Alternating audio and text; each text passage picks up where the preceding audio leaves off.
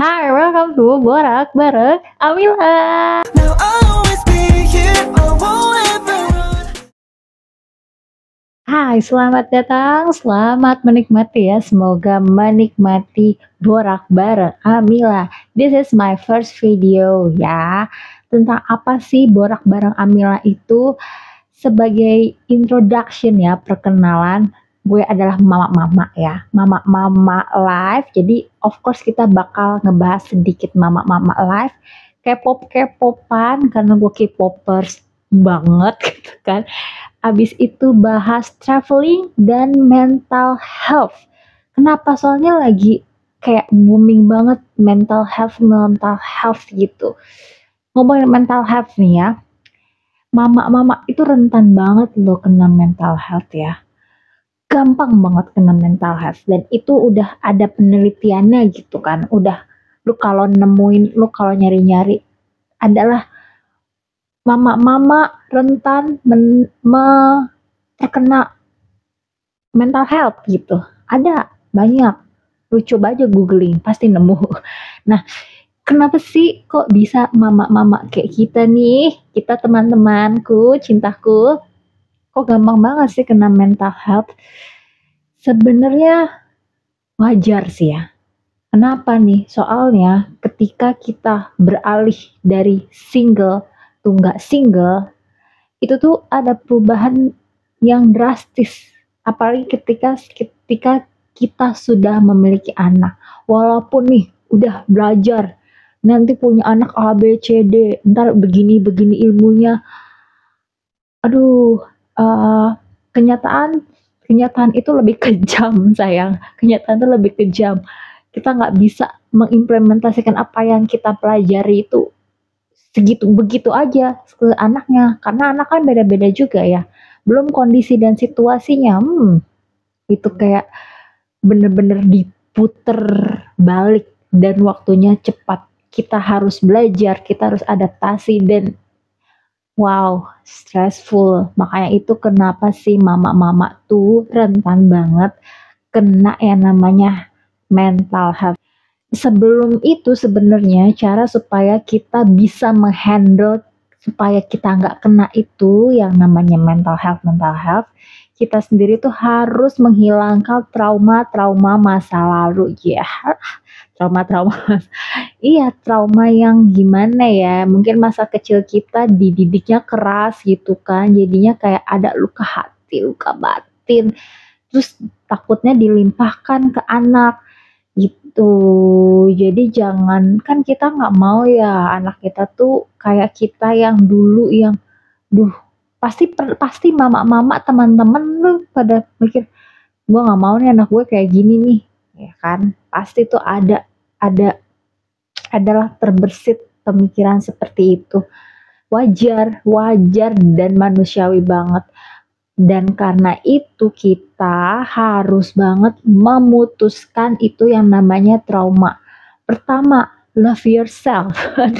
Love yourself ya. Jadi lo harus mencintai diri lo sendiri, lo harus memahami, lo harus berdamai dengan diri lo sendiri supaya lo bisa move on, lo bisa go forward gitu kan, maju ke depan.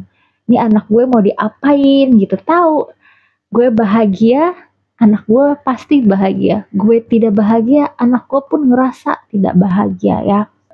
Kadang nih ya, kita punya suami, orang-orang bilang, suami lu enak begini begitu. Hey, seperfect-perfectnya suami itu ada yang nyebelinnya, pasti itu. Yang tiba-tiba datang, si ini udah ini belum, kok si ini itu sih. Padahal mah pertanyaan sepele, tapi kadang-kadang kita mah emosi jiwa. Lu enak lu begini. Lah gue, lu nanya-nanya aja, lu interview gue atau ngapain? Langsung emosi terpancing kan itu. Kadang kita tuh suka diginin, lu enak drakoran mulu gitu. Emang lu ngeliatin ini gue, kerjaan gue, lu ngeliatin CCTV apa ngapain? Lu enak lu keluar gitu kan, menghirup udara lain selain udara rumah, ketemu bersosialisasi, waktu istirahat lu bisa main game. Lah kita tetap mau main game, mau drakoran, yang diperhatiin tuh anak mulu kan. Ujung mata nih ngekor ke anak mulu kan. Kagak bisa lepas kalau nggak anak, kerjaan rumah, baju ya kan, cucian, masakan kadang kagak masak, gue males, gue kagak pernah masak ya seumur hidup, nggak selama gue berumah tangga, paling mie doang tuh, ogah gue, bukan ogah gimana gimana ya.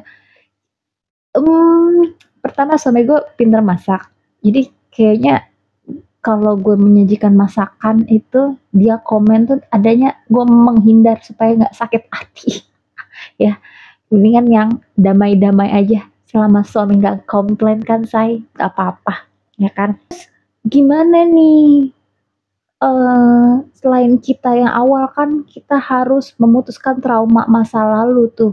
Terus kalau misalnya kita udah bete nih apa-apa, itu kita harus bagaimana? Kadang kan kita harus meluapkan isi hati gitu kan, kayak gini nih. Sekarang nih gue meluapkan isi hati gitu. No, enggak. Gue cuma sharing ya. Kita sharing sayang, sharing ya teman-teman. Support system. Support system itu penting ya. Ya bisa suami, bisa orang tua, bisa teman, bisa geng gosip, bisa kamu juga teman-teman ya kan. Yang penting itu sesuai dengan yang kita butuhkan. Ini kalau menurut gue ya, kadang kan ada support system gue yang paling oke adalah orang tua gue, support system gue adalah suami gue gitu. Kalau gue, support system gue itu gue bagi-bagi. Ya orang tua gue support systemnya bagus buat apa, suami gue support systemnya bagus buat apa. Jadi gue butuh sesuatu yang misalnya gue maunya dengan aja, gue kemana, gue perlu bantuan apa, gue perginya kemana. Jadi gue bagi-bagi itu support system, karena nggak semua orang, nggak satu orang itu semuanya tuh ada ke cover, jarang. Adanya juga kalau kita maksain di satu orang, kadang-kadang kayak apa ya, bukan sesuatu yang kita perlu, adanya kita makin ngedown, adanya kita makin sakit hati ya kan. Daripada begitu kita udah harus pilih-pilih nih, ini kira-kira mana nih ya support system yang bagus untuk kondisi A, kondisi B, kondisi C, biar kitanya juga tidak stres sayang, ya kan. Begitu kira-kira sharing kehidupan mama-mama life kita ya. Gimana kehidupan mama life teman-teman kayak gimana? Terus ada yang mau mulai menjadi mama-mama, ada yang mau menuju mama-mama, boleh banget sharing-sharing di komen aja sayang ya. Ya Allah, gue kayak jualan live ya sayang ya sayang. Aduh, ya gitu. Jadi semoga teman-teman udah nemuin support system yang sesuai sama teman-teman. Terus teman-teman juga udah love yourself, udah berdamai sama diri sendiri. Dan tahu nih, gue harus ngapain supaya gue tidak meneruskan hal jelek ke anak-anak gue. See you next episode. Selanjutnya ngomongin apa ya? Tungguin aja episode selanjutnya dari Borak Bareng Amila. Bye!